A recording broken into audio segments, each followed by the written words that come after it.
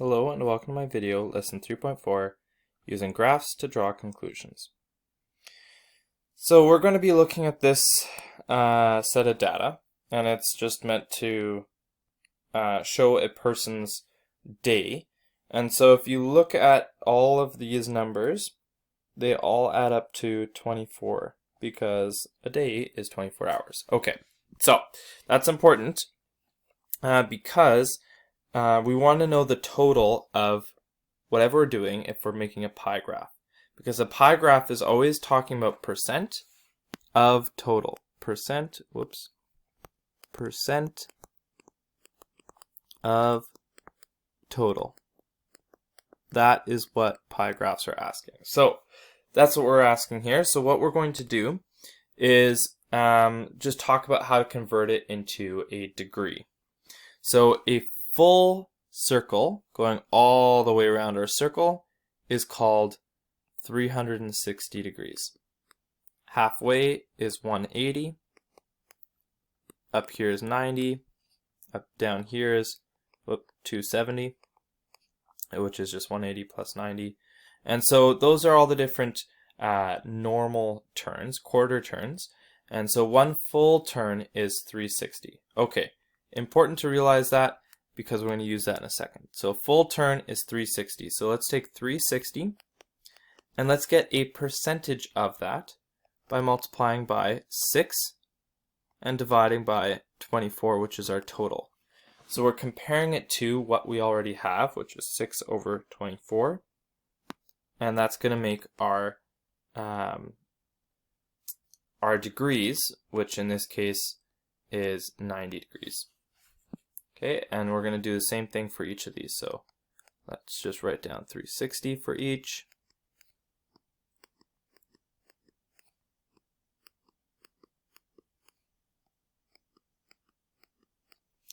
And you're going to be multiplying by 8 over 24 in this case.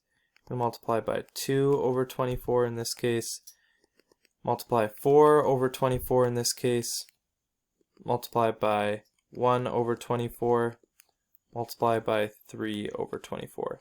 Now you can simplify these as well, which I will just note in a second.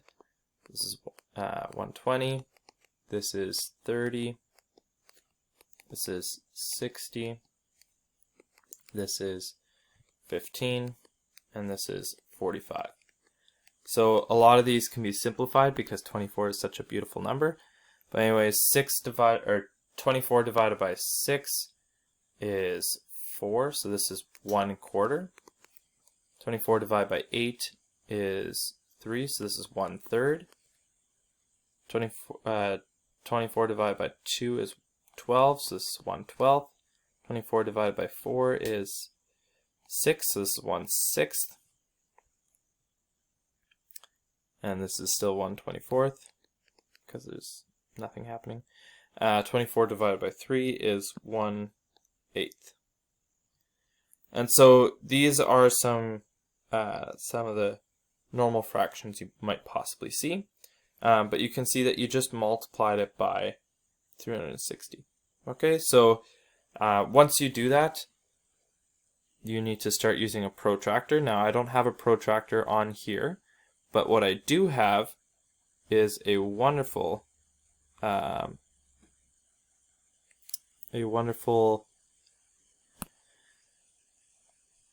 ruler that shows me the degrees. So this is the first set.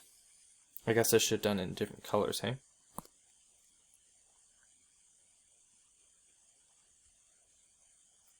This is going that way, so I need to go 90 plus 30 to get to 180. So 90 plus 30 is 60.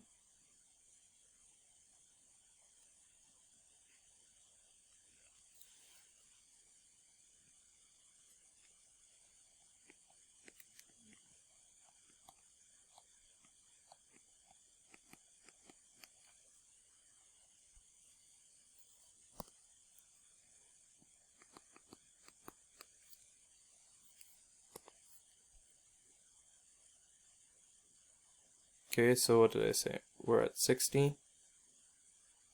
So we need to do 30 more. So let's go to 30.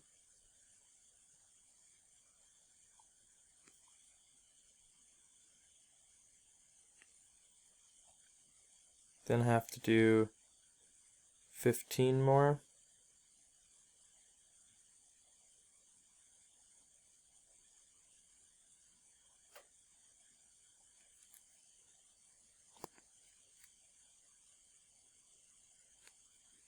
Okay, I'm just going to write those in first.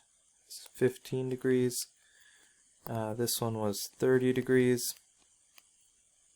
Okay, and we still have to do 45 and we have to do a 60.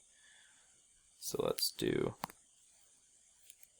45, which is going to start at the bottom. So this is, actually let's do 60. Let's do 60. Okay, start at 90 and move down 60. So now we're at 30.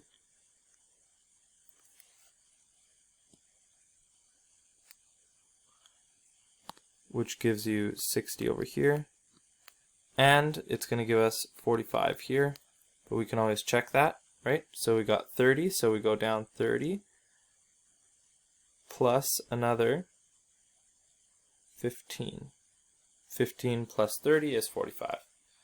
So that makes sense. Okay, so I mean a protractor works kind of differently in how you use it, but the process is still the same in terms of getting the central angle, which is shown right here. So that's just showing that. But what's really cool to see is to see a pie chart like this. So once you see the pie chart and it actually shows the percentage of the total, where do you spend most of your time? Well, it becomes really, really obvious that this category here is the majority of their time, of the person's time, my time maybe, and that is sleep. That makes sense. It should be. But the next biggest is school. Okay, and a whole bunch of things go smaller and smaller after that. And so you can see where people spend most of their time. And in this case, this person spends very little time on TV, which probably doesn't sound like me, and probably doesn't sound like you. But this person is a good person, only watching 1 hour of TV per day, and I assume that includes computer time and whatever as well. But anyways, I hope this video helps you understand pie charts a little bit better and using graphs to draw some conclusions. Good luck!